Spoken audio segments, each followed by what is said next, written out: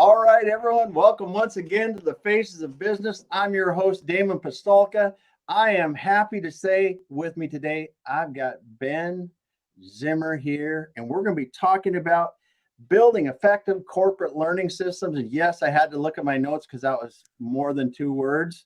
But we're going to talk about building effective corporate systems. We're going to go over Ben's background. Ben has been at this over 15 years developing learning technology for people. I'm excited to talk to you today, Ben. Thanks for being here. Oh, it's my pleasure, Damon. Awesome, man. So, like we said, you started a company, Enable Education, 16 plus years ago now. Yeah. And as I was doing research to this, and you're developing education technology, what was happening? Because I can't remember 5 years ago, a year ago, less than 15, 16 years ago. What were you guys doing back in the beginning? Because you're an educator. That's right. But let's hear about your background, and then I got to go into what it was. Tell us about your background first. Well, I'm happy to talk about that, and I often refer to myself as an incidental entrepreneur. Like, it was never the plan. I often stop and take stock, and like, this is a bit of a surprise where I am and what I'm doing today. Nice. I grew up in a teaching family. Parents were both teachers. I'm still happily married to my high school girlfriend, who was a teacher, who comes from a family of teachers. So it's like education was in the blood. And there's that scene from The Godfather, right? Like, he thought he was out, but they pulled him back in. I actually started off in industry as a software developer. So I came to education in a slightly tangential way. And for many years, I was working in the manufacturing space, writing software for assembly lines. And, that I loved that. I was okay at it. And what I didn't love about it was, being shipped around the world with these machines. And for all those out there in the manufacturing world who are the software men and women, you're the ones who have to fix it at the end when nothing works perfectly. Fix it in software. So I had an opportunity, this was back in 2005, to leave that world because I was working like a dog and I was traveling a lot, and I, wasn't living my best life. I mean, that wasn't words that people said in the early 2000s, but it's absolutely true.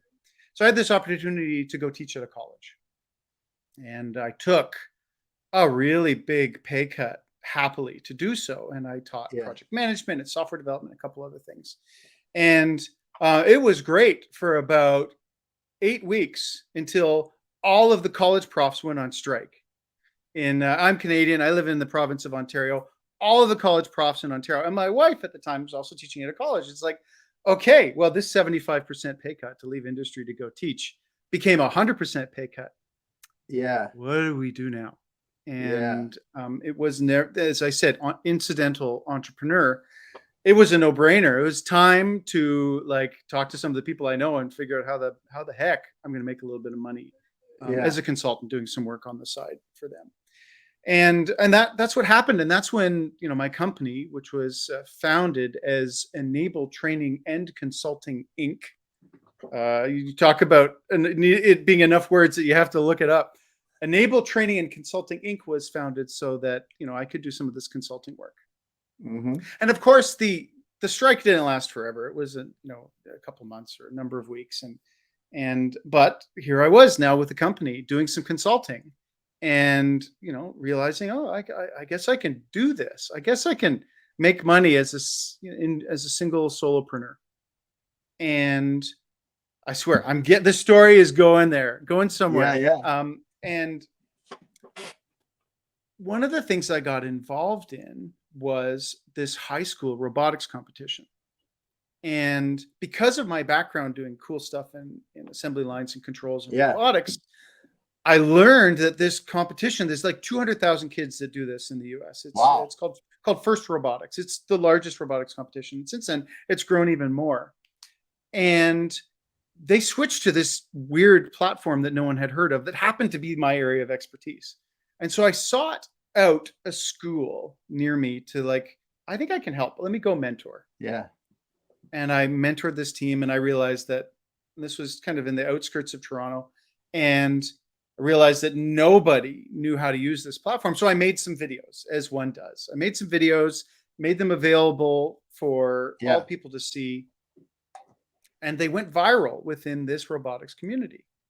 And I got this phone call from this company. This company is called National Instruments that makes this hardware. They said, "Hey, we keep getting thanked for our great training videos at all of these regional competitions. We're not doing any training videos. Who the heck are you? Come talk to us." And I got invited by them to the World Championships that were in Atlanta that year. And I kind of felt like a little bit of a rock star, right? He's Yeah. just some nerdy dude doing LabVIEW videos about how to Yeah. teach these kids how to program this slightly esoteric programming language. And people recognized me, like, I get recognized by my voice a couple times. It's like, Oh my goodness. this is bizarre, right? And my little taste of fame aside, it became obvious pretty quickly that there was a business model here to create these kinds of learning content for companies, and particularly companies that have kind of complex engineering tools. And so within the first couple years of Enable Training and Consulting Inc.'s life, we rebranded as Enable Education. And we started doing more and more of this learning content as our product. And we picked up some really cool clients.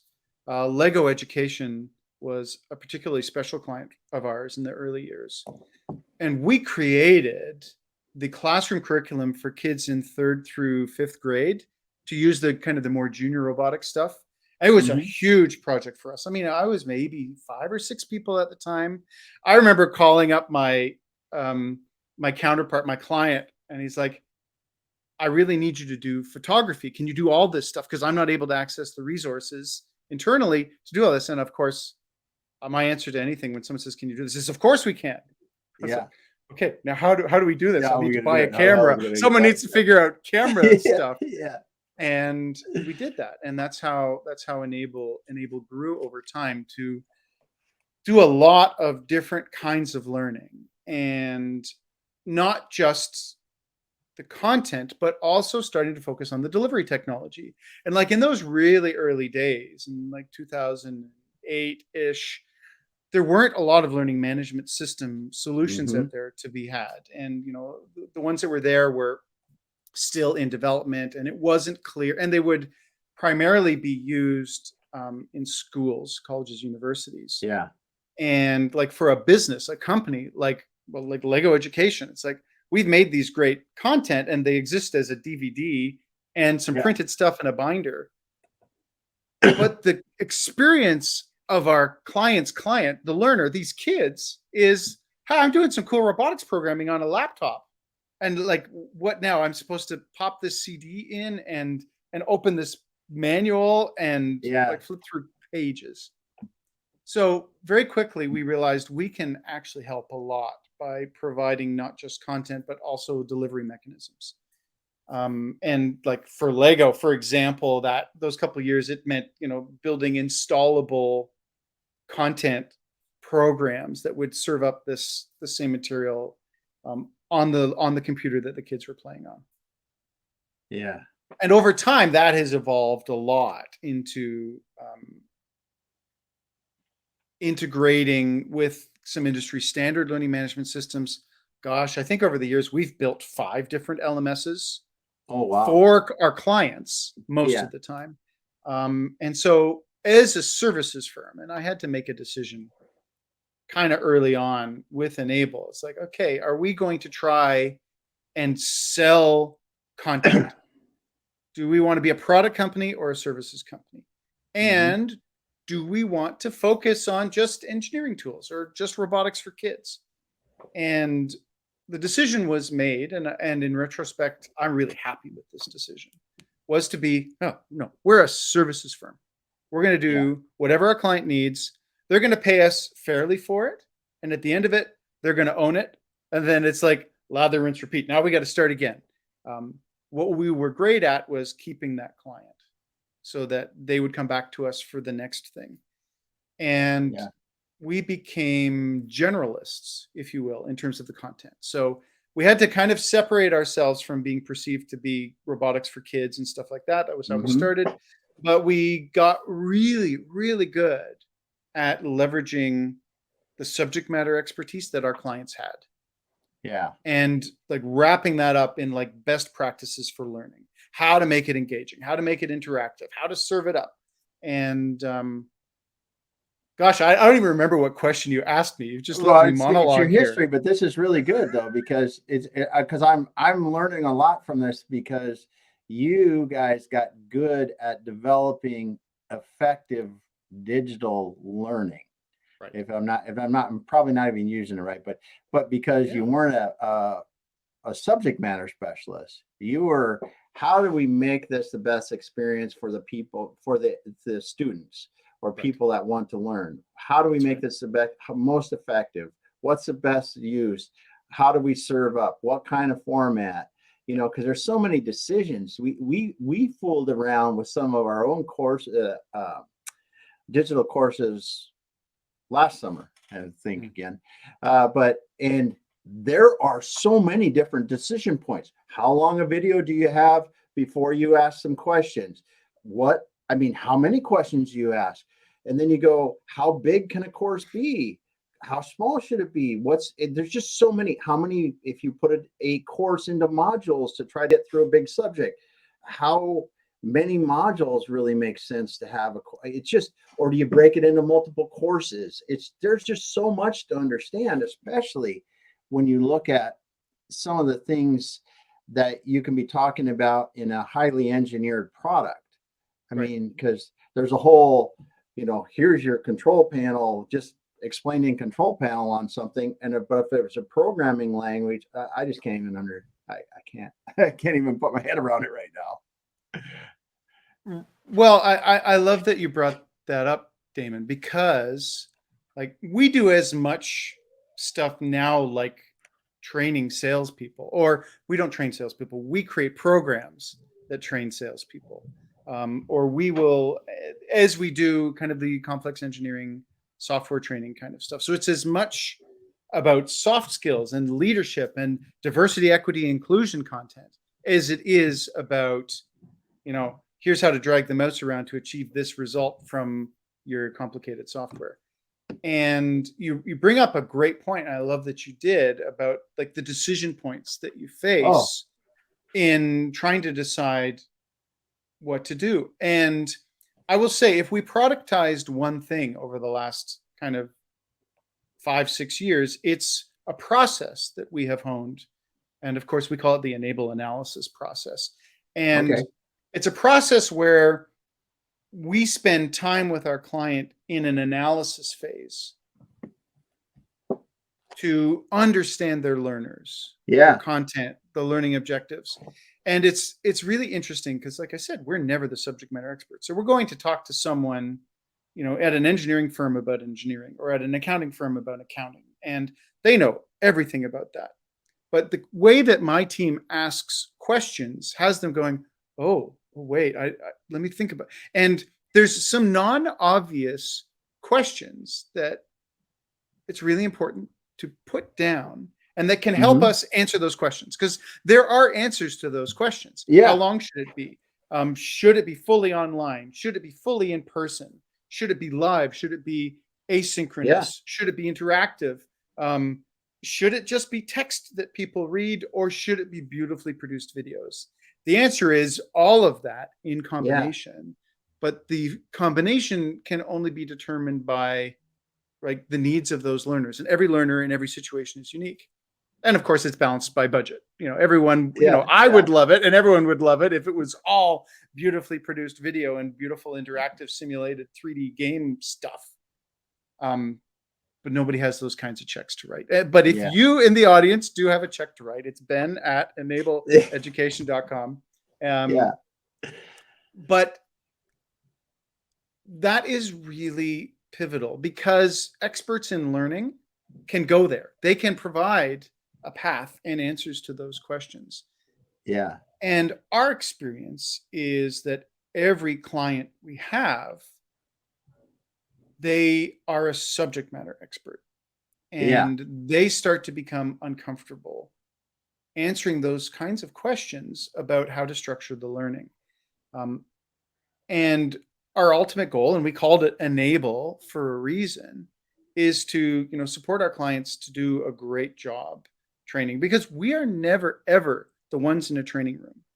We're never Hmm. ever the ones on screen when stuff is Yeah. being recorded. We have to support them to create great stuff, because only they know their stuff, and only they know their learners, whether it's their Hmm. customers or their employees. Yep.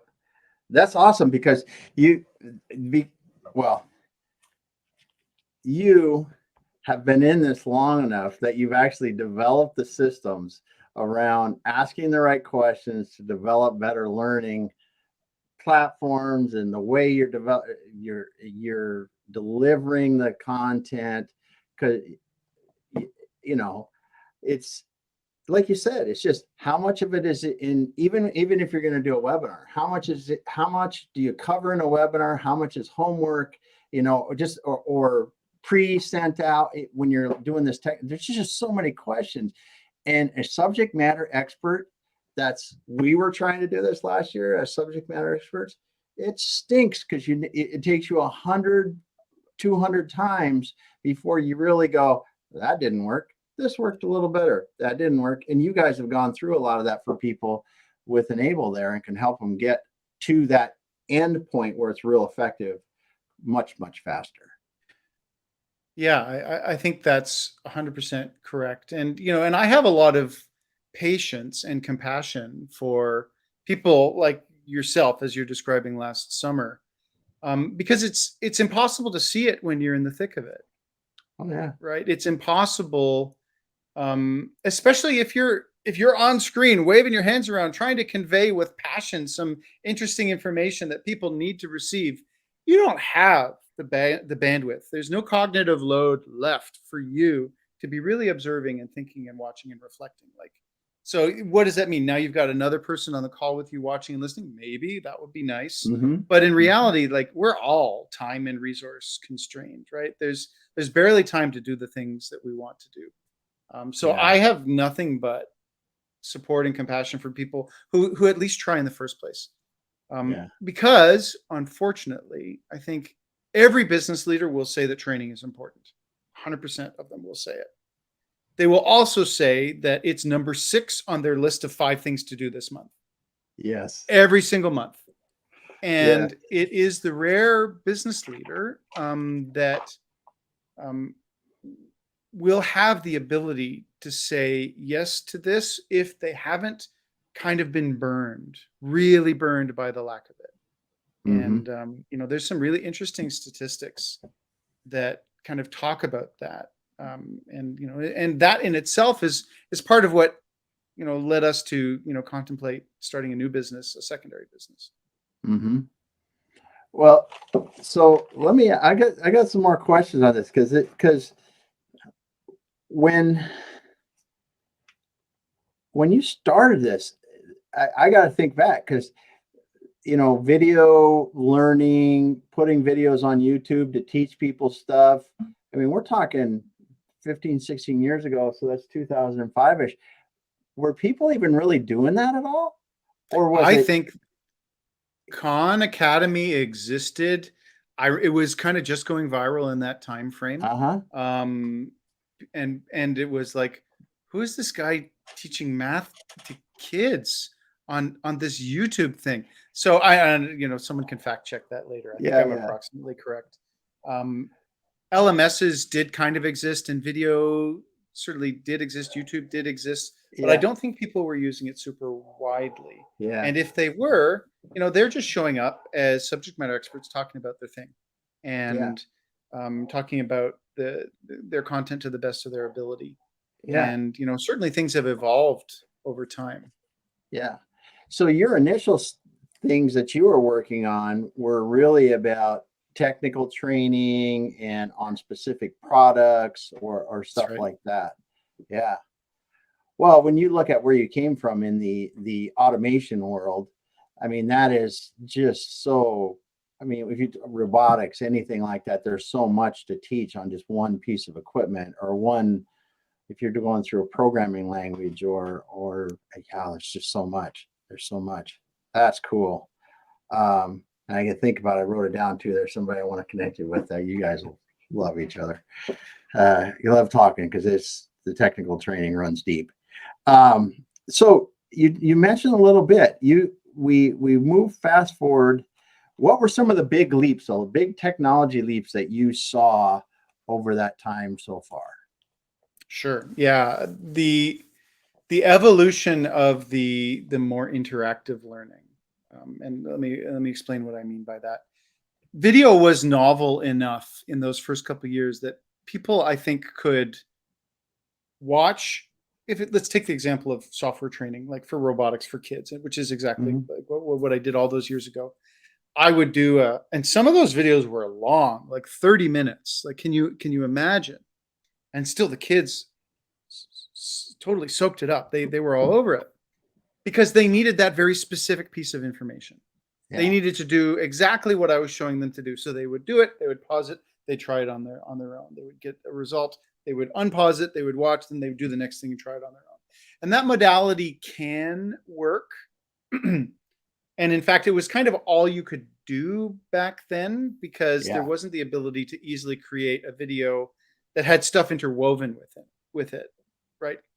So that's when I refer to more of an interactive learning. It's now the kind of thing where you're watching for a little bit or you're reading for a little bit. You don't leave that video. Like you're not like going from YouTube into a PDF and then going back to resume YouTube. It's all integrated. And Adobe, Captivate, and a lot of people know Camtasia. Have heard the name Camtasia. People who had to do kind of their own homebrew training videos.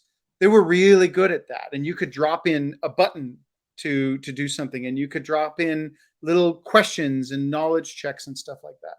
And over the years, those tools have gotten so much easier to learn, which is, I mean, it's good and it's bad for a practitioner because now we're, the internal learning teams can do that stuff that required previously, an expert who had the tools and could use it. But I think it's great whenever that kind of capability gets democratized for everyone to use. It's just better because what happens, I mean, and this is true with everything, people are able to build it, but it doesn't mean it's good.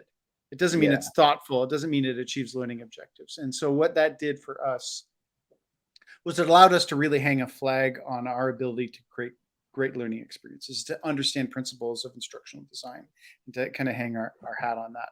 So like, the evolution of, from just producing a video and maybe using Camtasia to put some basic titles on it, and then the extreme evolution of video production to today. I mean, there's great tools that run on your phone that allow you to make stuff that goes up on whatever, Instagram or TikTok, where you've got things popping up in titles and stuff. And whether or not the end result is palatable is not my point. My point is it is easy to now do video editing.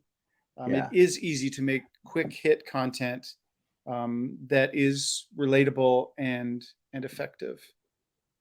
And then in the middle there was an evolution of these tools that build out kind of that have more of a flow to their learning and have assessment checkpoints, and that spit information out that goes into the learning management system that allows someone at the end of their learning to say, oh yeah, this guy took the Exit Your Way course and he got 87, so he gets a PDF certificate or something, a badge that he can put on his LinkedIn, and all this stuff happens. So that also over the last decade has evolved from something that was very highly specialized to now something that you can kind of do pretty easily.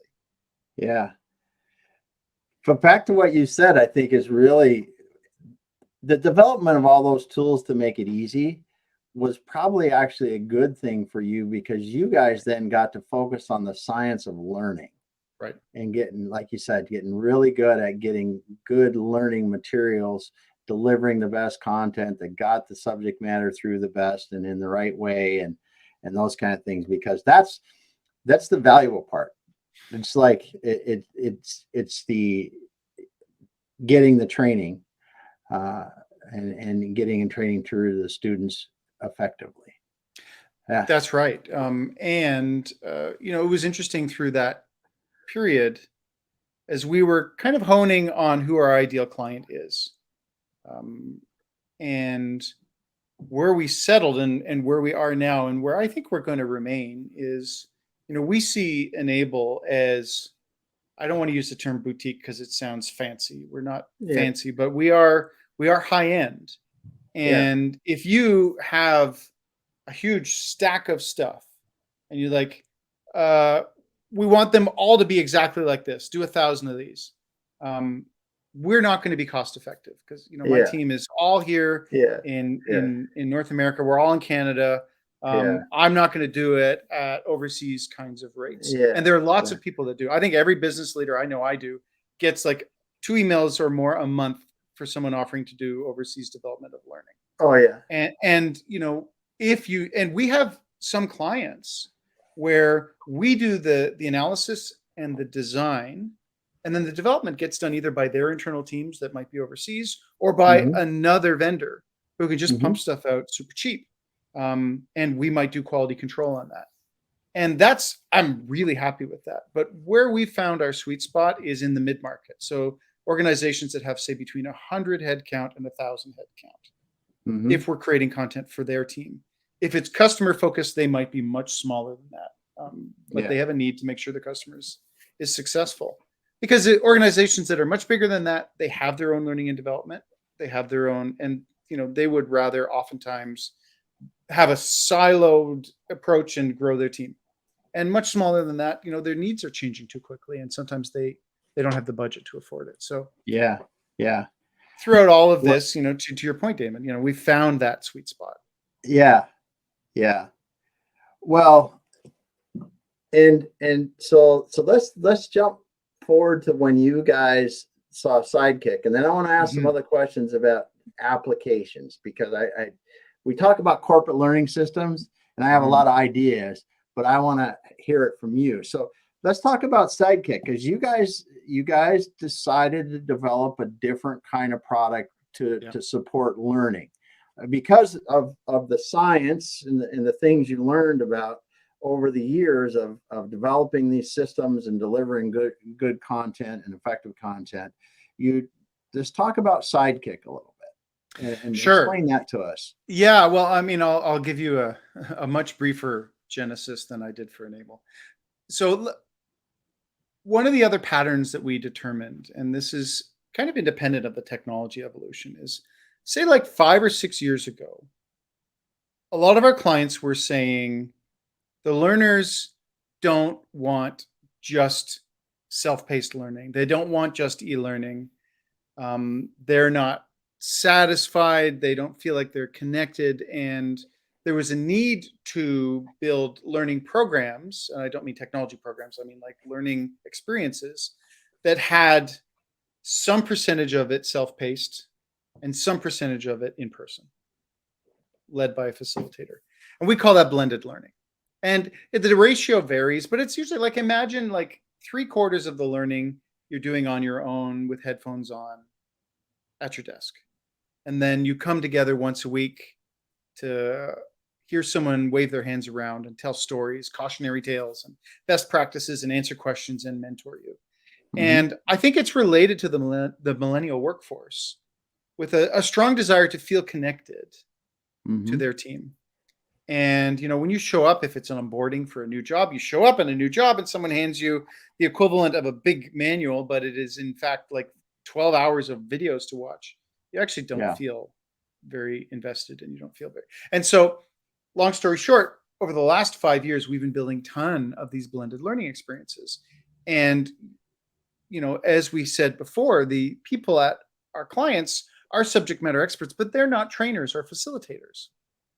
So we have to make resources that make it easy for them to deliver great learning, that give them train the trainer guides and best practices. And don't forget to check in with everybody.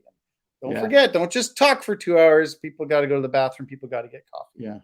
And so that was one pattern. And of course, here we are I'm going to say towards the end of a pandemic, but COVID Hmm. hit.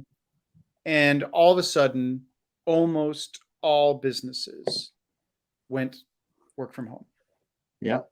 And put yourself in the place of that poor facilitator, that poor soul who is just doing their best to tell their stories and wave their hand around in a training room or in a boardroom. All of a sudden, they're in their basement talking to a bunch of blank screens because everyone turns their video off on Zoom, going, I hope you're listening. I don't know what to do. I'm just going to keep talking. I might talk faster and faster, and because I don't know what to do, I'm going to put up this slide deck that has 172 slides, and I'm just going to talk at you for an indeterminate amount of time. We all experience it. I've been on both sides of that. Yeah. I've been that guy as well as the too. person on the receiving end of it. And again, with compassion and understanding for these individuals, because they were never hired to be trainers. This is something they're doing off the side of their desk. And so these are our clients. We have to help. And, how do we help someone make the best of Zoom or Teams or whatever tool they're using? Okay, guess what? Zoom has breakout groups. You know how to do that? Well, I think so. Okay, this is how you do breakout groups. Okay, but here's what to do in a breakout group. Yeah. Here's why to do a breakout group. You got 20 people in the room, give them a case study, put them in groups of 4, give them 5 minutes to talk about it. And when they come out, go around, ask, and tell them in advance, I want one person to be chosen to talk for 45 seconds about your questions or concerns or whatever. And then you put a bit of a process around it. Okay, I can do that. Great. And, you can also do polls. And, Zoom didn't always have polls. It does now. And, there's whiteboard tools that you can use. Zoom didn't always have them, but they do now. And there's all these tools that can be used to make the experience engaging and effective. And guess what? It gives you a break from the talk, but it's not easy to administer, right? And if you are there all by yourself using Zoom and you got buttons to push while you're also it was difficult for people to achieve an engaging experience, even though we helped them design it. And what often happened, and you may have seen this, there's another warm body all of a sudden. A virtual training producer is the name of the title. Yeah, exactly. Some other soul who's now sitting there being paid however much to sit in training meetings all day and just shuffle people into breakout groups and just to surface resources and to say, oh yeah, hey, Damon, Bill over there's got a question. I'm gonna just patch that through. And that's, to us, we're saying, wow, I really wish Zoom did XYZ. And I really wish Teams did, I wish Teams did ABCD, XYZ. And why don't we build that thing? So that was the basis for Sidekick. We felt that we were in a unique position as practitioners of best practices in learning and as people who are observing as people are stumbling with the tools as they are now. And I love Zoom. I think it's a great video conferencing tool. It was never designed for training. Yeah. Right? There's no reasonable expectation that it should work perfectly for training. So there was an opportunity there. And that's where, the idea for, and, our, my partner and my decision to kind of invest and bootstrap the creation of this product came. And, it's a slightly different part of the story, when we decided to split it off as a new company, treat it as a startup, raise money, and do all that fun stuff. Yeah. Yeah. Well, that's awesome because you brought up a few of the limitations, and I'm thinking back to what you said about the trainers. They were just thrown to the wolves. And so then you're training employees, or you're trying to do internal training, whatever it is, with or new employees or internal training, or customers, customers. And it's horrible experience because we weren't ready for it. And then you look at now, some of those same employees that they trained up were probably some of the same ones that are leaving because they didn't get engaged from the beginning all the way through.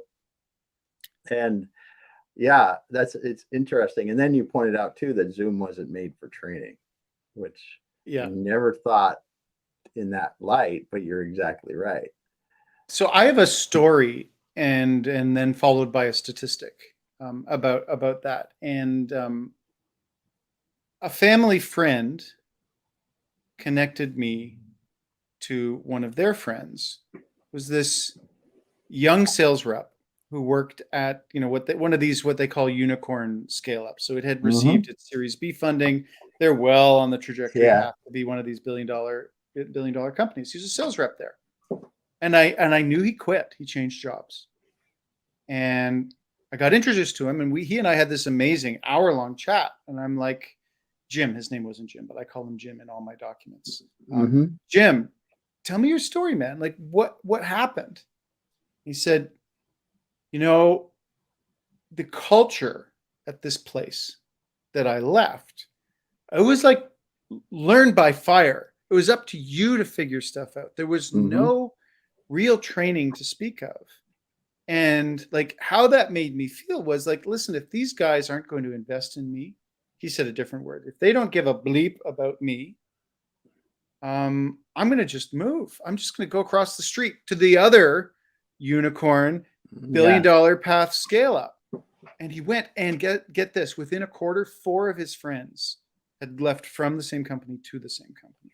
So 5 sales reps at a scale up in their fastest growth stage departed because of training, because of a lack of training. And I was like, okay, I can see you'd quit because you're not making enough money or people are treating you poorly or whatever. No, it was all about training. And that had us go down this path of looking into this. And there's this amazing article from Forbes that says 45% of the people who quit a job would have stayed if they were given better skills and training. Wow. 45%. This is in the midst, 45% of the people who quit would have stayed if they were given better skills and training. In the midst of the Great Resignation, as it's been coined, people are leaving because of training. And, we said earlier, like I kind of dropped this point about like the business leader seeing training as number 6 of the important things on, their list of 5. Well, all of a sudden now there's a reasonable arrow to draw from poor training leading to departures, leading to revenue hit. And I can make that point really easily when I talk about sales training. But it's not just sales, of course. It's onboarding developers, it's marketing, it's everybody. Yeah. And people talk a lot about culture. Yeah. Sorry, go ahead. No. I was just like, people talk a lot about culture. And I mean, it's my belief. And listen, I acknowledge when you're a hammer, everything looks like a nail. And I for sure am a teaching and learning hammer. But I believe that the way that you train and provide skill and opportunities for growth to your people, it is your culture. I think they're synonymous. And I think people are starting to realize that, and they're starting to leave when they don't see that there's a future for them. Yes. And I think that millennials and especially Gen Zs are much more willing to leave if the culture just doesn't feel right. Yeah. I mean, because you look at the Gen Xers like me, and heck, we would stay in a bad. You get paid good. It's like, yeah, I'll stick around for a while. I'm getting paid well, and we'll just kind of bite the bullet. But a lot of that, I mean, in even to the point of culture, people that didn't in the past few years switch their hiring practices to have, and you talk about onboarding, to be talking to those people that are starting 2-3 weeks, a month away, a few weeks ahead, and say, hey, here's a welcome package, here's some stuff about our company, here's some swag, here's whatever. And I'm not talking about the fancy, whatever tech company down the street. I'm talking about Joe's Manufacturing out the side there. He's hiring this new welder, and they're going to start a month from now. If you want that person to be around, you're going to make them feel welcomed and then give them the best experience possible on day one. It's not just stick them over in the corner and doing the 18 videos, like you said, and doing that. And then when you brought up the topic too about 45% would have stayed with better training, now you see how much that's really worth today when you're not just annoyed by the fact that you don't have enough people, your human capital, but you aren't able to deliver products. Right. You have to turn down opportunities. And you look at just some of the horrible stories that have happened because we're stacking human capital on top of other supply chain issues that are stopping you from ever going in the first place. But then when you get to the point you can, and you don't have people, it's a double whammy. Yeah. That you get. This is so interesting because I've seen the product and I think it's really cool because it does turn Zoom into something a one person can run. Right. And that from a standpoint of just efficiency is great. But what are some of and to the other, I mean, there's a lot of other features of our administrative stuff that I think you guys have covered in it that really, geez, just make it a lot easier for that trainer. But the one thing that I wanted to, because we're getting down in time here a little bit, but I wanted to talk about what are some of the applications? I mean, you talked a little bit about onboarding, but what are some of them that you've seen? Because I think of some in my mind, but I want to see from the people that know the science of learning where they see the most benefit of these systems. I mean, that's an awesome question. Let me give you my favorite application. And it's about sales training, right? So now we're imagining there's a group of 20 salespeople working for some tech company. Mm-hmm. And because it's inspired by this guy, Jim, right? Who quit because he wasn't getting good stuff. Yeah. And when I present that to a business leader or a VP of sales, they're like, oh, well, gosh, what am I supposed to do? Like, am I supposed to just buy? Like, I'm not a trainer. Like, what do I even talk about? And I'm like, here's an example. Here's a great solution. Every 2 weeks, you get all your salespeople together on Sidekick. And you say, I'm going to pick 2 people, and maybe it'll be Damon. Okay, Damon, you're going to give a pitch. This is a mock pitch, and we're going to give you feedback. You cool with that? Sure. You're up next week. Okay, so next week, it's Damon's turn. But there's a structure to this hour. 5 minutes, who's ever facilitating says, okay, this is the goal. We've done this. We do this every 2 weeks. Yeah. And next 5 minutes, Damon, I want you to tell us what feedback you're looking for. Give a bit of a self-assessment. And that's where you go, oh, okay. I think I'm pretty good at this, but I find that whatever, I maybe I'm not as great at listening to their specific needs, or maybe I'm uncomfortable about this part. And I'd love to hear your feedback on XYZ. This is one of those pro tips. Like, this is like one of the things that's distilled from our decade and a half of experience. When you invite Damon to say, this is the feedback I want, you erase his defensiveness because he's asked for it. And, he may say, whatever, this is my area of focus, but no matter what, he's opened that door. And then all the other people who might be like, oh, Damon is more senior than me. He trained me, or maybe he's my boss. I don't want to say, no, he's invited it in. Mm-hmm. This is one of those ways to kind of unlock that really authentic feedback. And then, okay, so the next part of the step is, okay, Damon's going to take 10 minutes and give his pitch. And what Sidekick does is it structures all this. We use the term choreography. It choreographs all this. So whoever is facilitating, they just push a button and, the next thing happens very simply. It's like, okay, everyone, make notes while he's talking. I'm going to then put you into breakout groups like we do every time. You're going to go in groups of 4 and talk through your feedback. And when you come back out, one of you is going to present it. You push a button, boom, they get sent to their breakout groups. And the facilitator chats with you, or you grab a beer to get ready for what's coming. And then the timer goes off, the facilitator brings the people back, and now the feedback happens. What's cool about this is, this isn't complicated. This isn't hard. The facilitator, this could happen without Sidekick, right? Yeah. But it doesn't. It doesn't, unless you have that 5-minute part of the agenda. Okay, remind everybody, okay, Damon, tell us what feedback you want. And it permits us, Sidekick, with, supported by Enable, to create these playbooks that can be pulled off the shelf by our clients in Sidekick and just use them. And I don't have to know anything about Damon's company. It doesn't matter. This is just a best practice approach to do great feedback. And guess what else? The VP of sales doesn't even need to be there. She doesn't need to be there. The CEO, they don't need to be there either.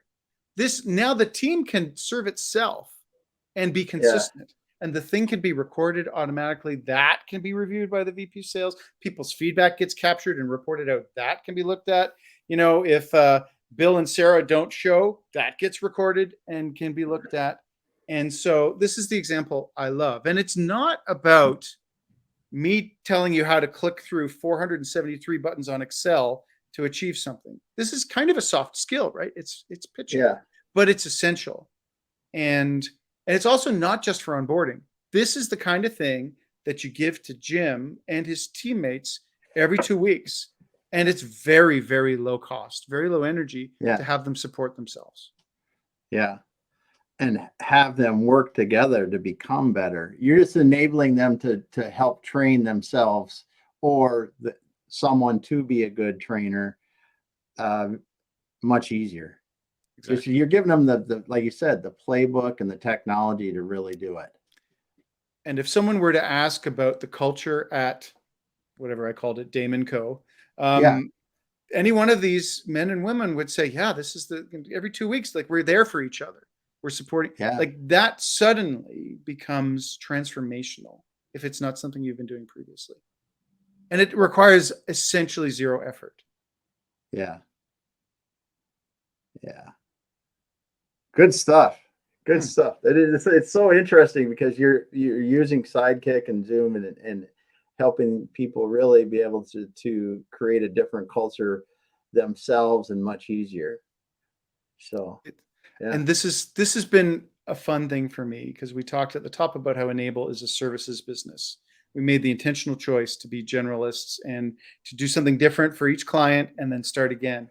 And this pivot towards to build something totally productized has been a real joy because now I can imagine these ideas, these best practices, this technology having massive impact. And I feel like, the hard work of me and my team now just gets massively amplified. Yes. Yes. Wow. That's all I can say. This is so cool uncovering this with you, Ben, because there's so many companies that are struggling, A, to create the culture, like you said, but B, just a little example. And if people are just getting online now, rewind this thing. I always say rewind, go back. You can tell how damn old I am, right? Go back a few minutes and listen to you talk about the sales training, because that example is what you can be doing with safety, with just about anything. And you could be doing this with compliance training. There are so many different ways that I think that this could be used to just, the sales is such a great example because that is a person-to-person kind of thing, and that feedback and everything comes in.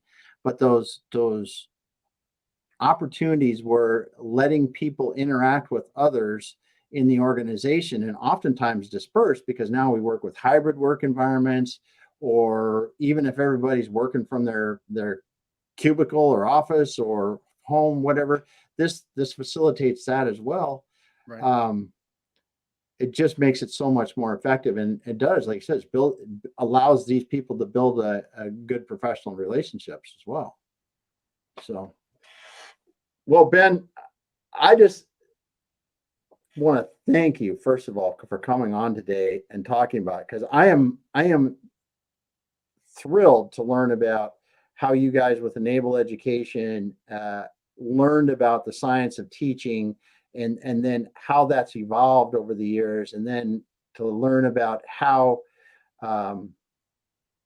just the science of teaching is even brought forward with a product like Sidekick, and to think about how these kind of systems can really help corporations develop learning systems that they haven't even thought about, right, and make them more effective and build better workplaces and more efficient companies. So thank you. It's been my pleasure. Yes. Well, thanks everyone for listening once again on the Faces of Business. I just want to thank Ben Zimmer. So Ben, how can they get a hold of you? First of all, I forgot to ask that question. what's the best way to get a hold of you or Enable or Sidekick? What's the best way? Yeah, enableeducation.com, Very good. sidekicktraining.com, and Ben at either one of those. Very good. Well, thanks so much for being here, Ben. Thanks to everyone else for listening. And we will be back again with another interesting guest. Thanks a lot.